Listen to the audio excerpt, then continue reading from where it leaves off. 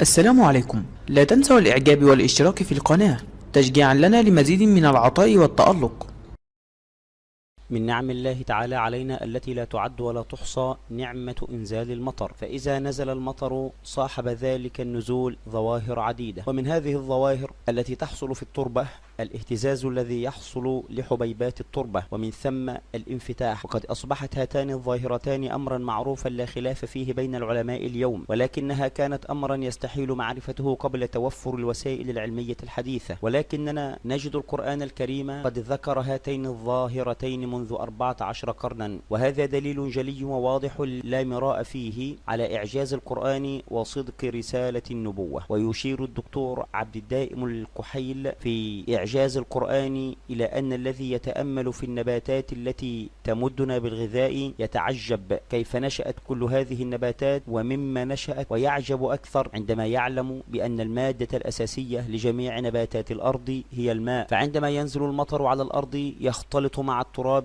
وتنشأ قوى تدافع وتجاذب بين ذرات الماء وذرات التراب، وينتج عن ذلك ازدياد في حجم التراب. إذن قوة التجاذب والتدافع تتسبب باهتزاز ذرات التراب وزيادة حجمها، وهذه حقيقة علمية نراها اليوم واضحة جلية، ولكن القرآن الكريم قد أشار بدقة إلى هذه المراحل بالتسلسل العلمي. يقول الله تعالى: يا أيها الناس إن كنتم في ريب من البعث فإنا خلقناكم من تراب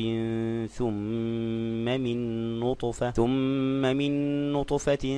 ثم من علقة ثم من مضغة مخلقة وغير مخلقة لنبين لكم ونقر في الأرحام ما نشاء إلى أجل مسمى ثم نخرجكم طفلا ثم لتبلغوا أشدكم ومنكم من يتوفى ومنكم من يرد إلى أرذل العمر لكي لا يعلم من بعد علم شيئا، وترى الأرض هامدة فإذا أنزلنا عليها الماء اهتزت وربت وأنبتت من كل زوج بهيج. وانظر إلى التعبير الدقيق في كلمة هامدة، فالأرض الجافة لا تتوقف فيها الحركة نهائيا، بل هناك حركة لذرات التراب ولكنها هامدة أي ضعيفة جدا، فإذا ما نزل عليها الماء وهذا يحدث أولا ثم تبدأ جزيئات التراب بالاهتزاز وهذا يحدث ثانيا، وبعد ذلك يختزن التراب كميات هائلة من الماء في داخله لفترة طويلة مما يؤمن الغذاء باستمرار لهذه النباتات. لقد أودع الله تعالى خاصية التمدد واختزان الماء في جزيئات التراب، ولولا هذه الصفة لم تستمر الحياة أبدا، فقد اكتشف العلماء أن التراب يتميز بتخزينه كميات ضخمة من الماء يمكن أن تبقى لسنوات طويلة، كما أن الآية الكريمة تحدثت بدقة علمية عجيبة عن مراحل الإنبات، فالرحلة تبدأ بإنزال الماء على هذه الأرض حيث يمتزج هذا الماء بذرات التراب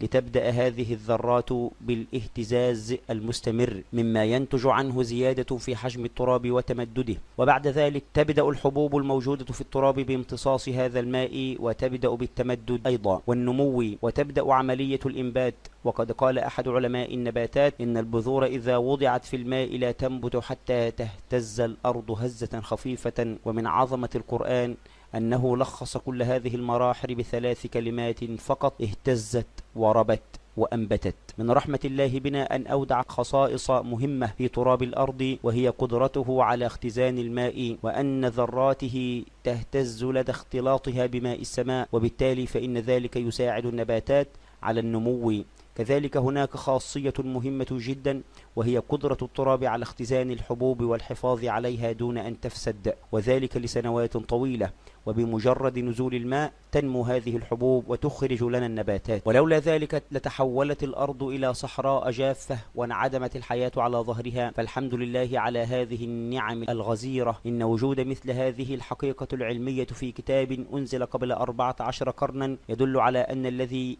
أنزل هذا الكتاب يعلم السر وأخفى، ولذلك يمكن القول بأن تعابير القرآن دقيقة جدا من الناحية العلمية واللغوية، وهذا يشهد بإعجاز هذا الكتاب العظيم الذي قال عنه الله تبارك وتعالى: وإنه لكتاب عزيز لا يأتيه الباطل من بين يديه ولا من خلفه تنزيل من حكيم حميد. لا تنسوا الإعجاب والاشتراك في القناة تشجيعا لنا لمزيد من العطاء والتألق.